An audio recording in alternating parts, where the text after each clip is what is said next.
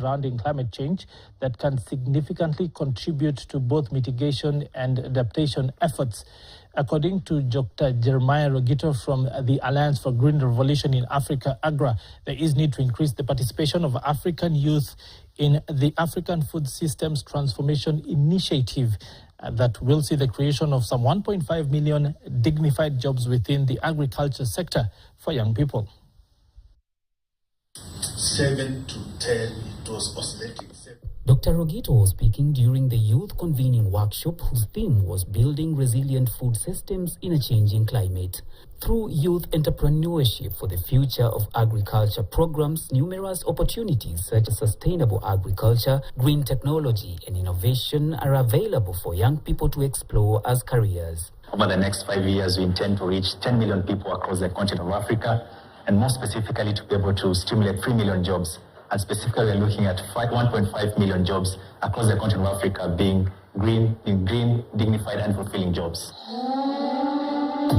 According to the 2022 climate report on the state of climate in Africa, the continent is still warming faster than the rest of the world, and the youth are the most vulnerable to climate shocks. Bringing this technology and innovation into the agriculture and the food system will enable, to come up with new ways of doing things, new ways of addressing the challenge. For example, the use of solar-powered irrigation system, the use of drip irrigation systems, the use of social media to communicate, create markets, the use of digital services, for example, for early warning and early action.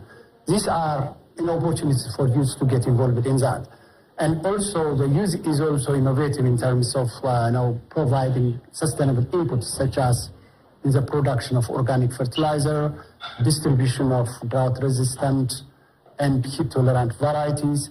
The convening brought together diverse young people within the agriculture and agri-food space in the country, policymakers and project implementation partners to discuss and share knowledge on policy actions necessary for empowering the youth. Kwa sasa Samburu pia hiyo hali ya kukosa chakula inapungua, na pia hatari pia inapungua, kwa sababu walikuwa zamani wanapewa wanyama kipao ya kwanza, lakini saa hizi inabadilika kwa sababu watu sasa wapigani sana, kwa sababu hakuna mtu mwenye anakuja kunyang'anya chakula yako kwa shamba. Saa hizi tunalima, hakuna sana ufugaji tumeacha, kwa sababu tunaona inahatarisha maisha yetu, inahatarisha maisha ya watoto wetu. Kwa hivyo saa hizi tunaendelea na ukulima. As the youth continue to compete for scarce job opportunities, this presents a chance for them to secure dignified employment as well as empower them to play a critical role in combating climate change and building a sustainable future. For KTN, I'm Paul Thiongo. Let's see. I'm going to teach yourself.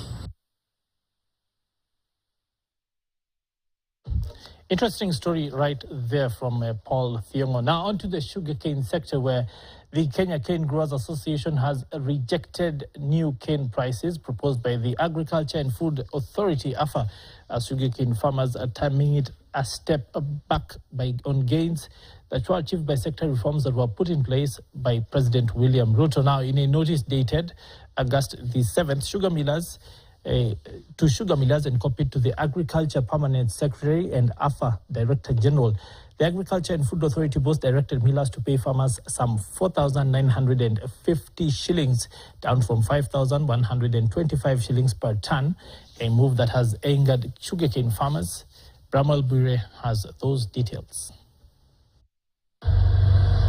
Kenya Sugarcane Growers Association Secretary General Richard Ogendo, in an interview with the media, says the price per ton of cane was 6,100 shillings when the President William Ruto announced the reforms in line with the Memorandum of Understanding with Sugar Actors signed with the Kenya Kwanza regime. Since then, Ogendo says the price have been falling to 5,200 and later to 5,125 and now 4,950 shillings. We are being paid 6,100. Within about 2 months, it went to 5,250.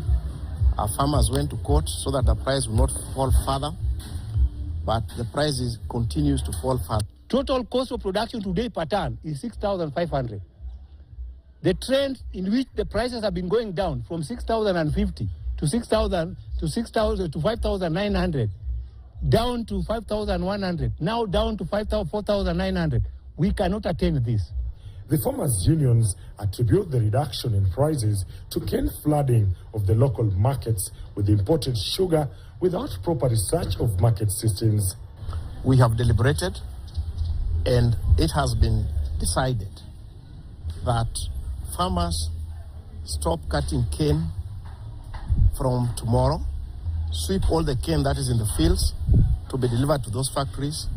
On Tuesday, the 13th, this coming week, there will be no tractor delivering any sugarcane to any factory until the issues of price are resolved.